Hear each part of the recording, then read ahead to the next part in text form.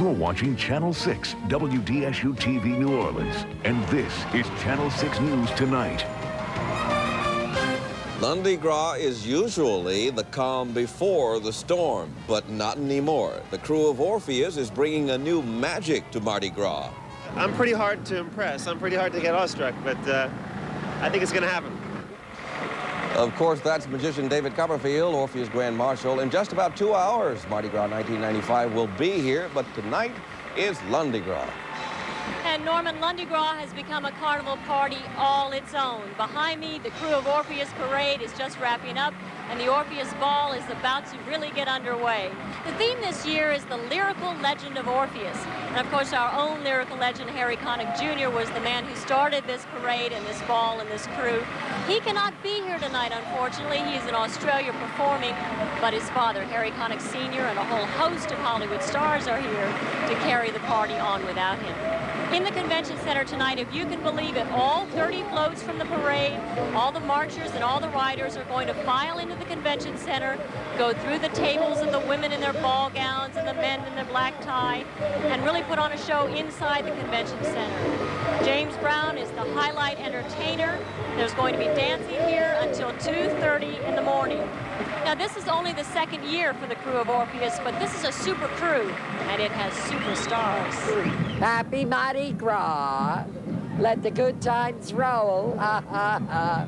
It's as though this parade has taken on a magic all to itself. A little Hollywood magic rubbing off on us from Orpheus monarchs Delta Burke and her husband Gerald McRaney. I'm just hoping my hair stays on my head, basically. Mine didn't. The stars have come to Orpheus in Harry Connick Jr.'s super crew, but the city has made this instant success its own. Even the Grand Marshal, David Copperfield, can't wait to work his magic. Well, I hope for a very safe ride, a good ride. Hoping to still have hands after I've finished throwing all that stuff. Well, Copperfield had already cast his spell. No, he is. I watch him on TV all the time. He's gorgeous. Orpheus has only been in business for 2 years, and even the master magician was a little taken aback. I'm pretty hard to impress. I'm pretty hard to get awestruck, but I think it's going to happen. Now, Orpheus is one of the newest crews to parade, but an older Mardi Gras crew carried on a proud tradition tonight. Which station? This is the crew of Zeus in its 38th annual parade through Metairie. The theme this year is the magic of music, and Zeus made delightful music with 25 floats, all designed in the tradition of ancient Greece. Then we have, of course, what would Carnival be without the king? The king of Carnival arrived today. Rex arrived at Spanish Plaza.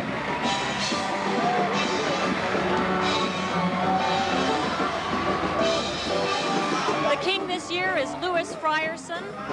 By day, in his other life, he is the president of Select Foods, but of course, this is what everyone wants to be, the king of Carnival, as he was greeted by the mayor at Spanish Plaza, and then was given the city over to Rex and all his merriment.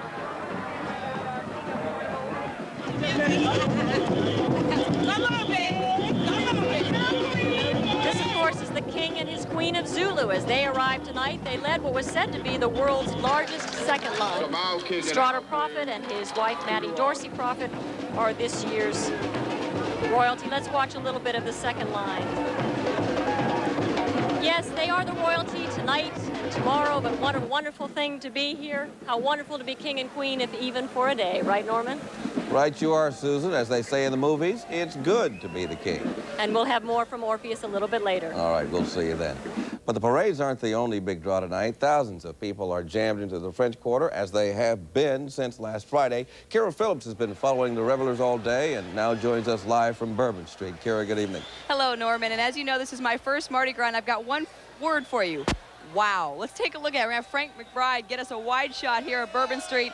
Out of control. I guess that would be the next 3 words to follow. And it's been like this all week. You see all kinds of people, all kinds of outfits, beads, hats, you name it. I feel like I'm at the Rolling Stones concert, only about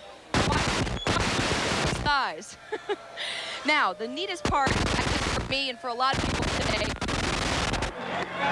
We're here today, and I take this special privilege to welcome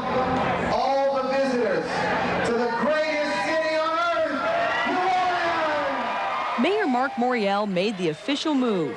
He greeted Rex and declared him the king of Carnival. As for the king, Louis Frierson, he had one important thing to make clear. God save the king. Then the traditional fireworks set the mood. Lundi Gras, the day that used to be the time to relax before the official Mardi Gras. Now it's taken a new turn. Party until Fat Tuesday hits. They had a great time. They had some good food. They enjoyed some good music. And they had a great time. That's what it's about. You know, if we don't have no fun, I mean, what's the purpose of it all? A purpose our famous Dr. John made obvious. Sing, dance, and celebrate. Until 1986, the term Lundi Gras was never used. It was only when this arrival of Rex began again